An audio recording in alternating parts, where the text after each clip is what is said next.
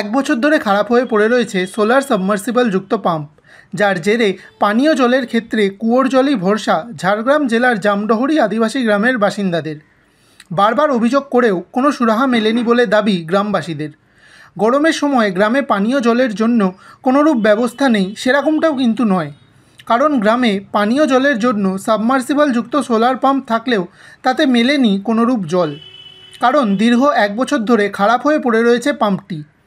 গরম পড়তেই আগেভাগে ঝাড়গ্রাম জেলা পরিষদে একথা জানালেও এখনও পর্যন্ত কোনোরূপ সুরাহা হয়নি বলেই দাবি করেছেন বাসিন্দারা।